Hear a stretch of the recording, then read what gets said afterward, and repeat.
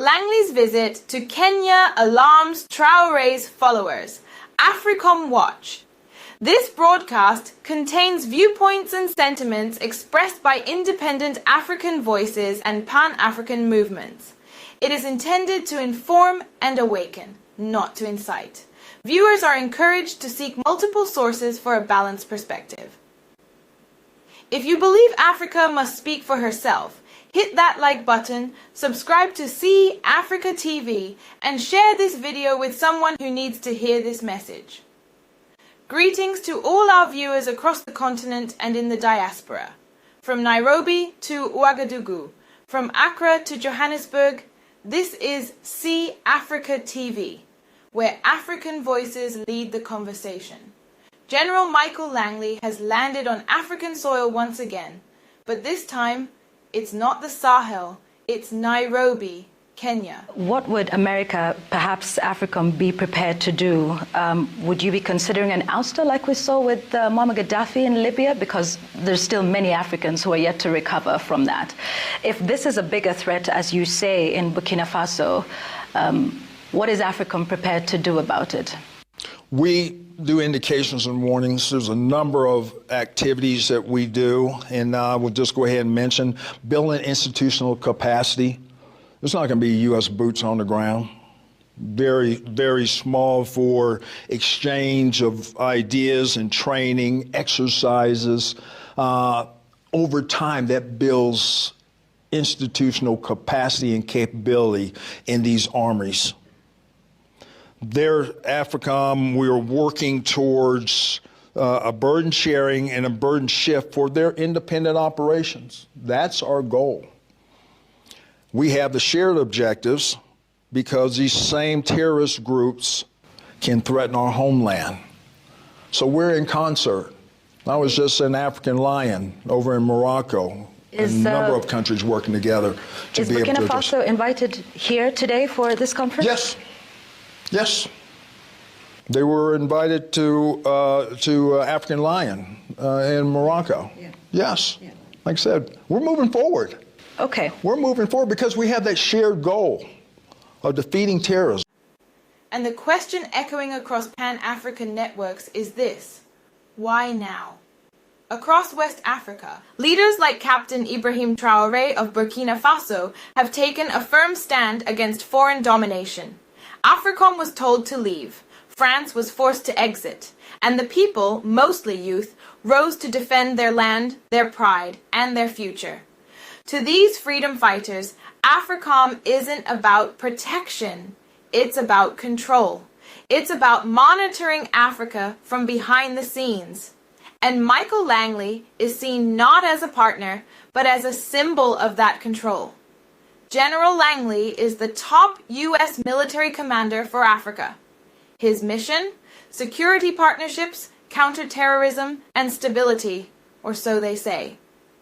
But behind the scenes, AFRICOM has supported questionable regimes, executed covert operations, and expanded military outposts in strategic zones, all without clear African consent.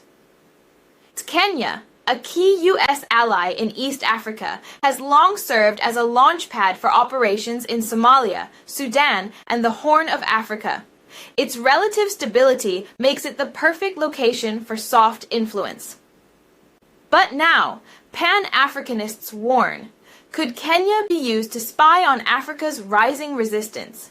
Could Langley's visit be part of a deeper strategy?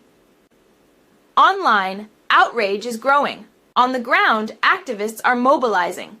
Langley is not welcome here, say many. Traoré is right. Africa must defend itself from military puppeteering. Twitter, Facebook, WhatsApp groups. The message is the same. We will not be another pawn in global chess.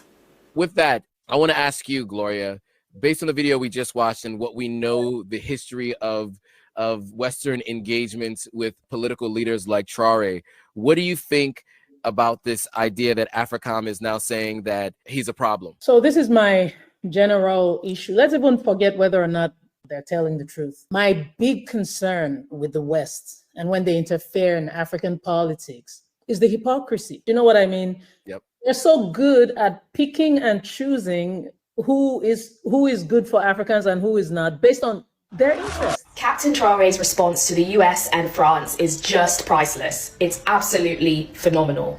In short, he basically says that France was the same country that couldn't even defend themselves during the Second World War and had to go to Burkina Faso and all their colonies to ship people out by force, ship Africans out to help defend France in the Second World War, is today trying to give Burkina Faso a lesson.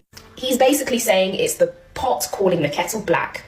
France have no right or no standing to give African nations lessons. In fact, the West have no moral standing to give anyone else lessons. You've got Mr. Langley from the USA, who has said, or basically accused Ibrahim Traoré of being a cruel, merciless dictator, basically, right? He represents a country that cannot even control its own opioid epidemic, who cannot even control their own homelessness epidemic.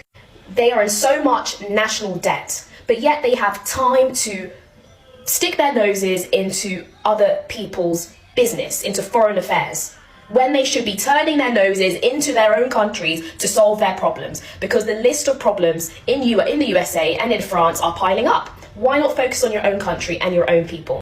The crime rates in the USA alone, how many people are incarcerated before the age of 21? These things are factors that America and the West need to deal with first before sticking their nose into African business. Even if Ibrahim Traoré is defending himself with his own natural resources, even if, so what? So what? What business is it of the West?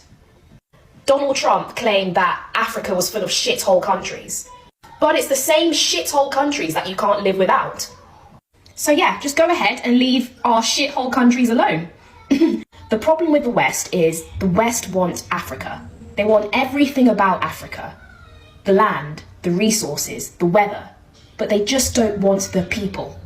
And there's this innate fear embedded in a lot of Western societies and governments that Africa is going to rise above the West and completely take over as a world superpower. As France collapses in the Sahel, the United States seems to be repositioning. Burkina Faso, Mali, Niger, they have rejected the West's militarization. Is East Africa the next target? Kenya's powerful media, political neutrality, and location make it ideal for influence. But will the Kenyan people accept this silently? The African youth are not asleep. They are reading, they are rising, they are speaking out. And many are following the example of Traoré, a leader who says Africa must be sovereign or nothing at all. Langley may have come to talk diplomacy, but the streets are whispering a different story. Africa is not for sale. This is not just about a general. It's about Africa's destiny. It's about who decides what happens on African soil. The winds of change are blowing from the Sahel to the Great Lakes. And if Kenya listens closely, she will hear the drums of sovereignty beating louder every day. From the heart of the people, the message is clear. General Langley, your welcome is wearing thin.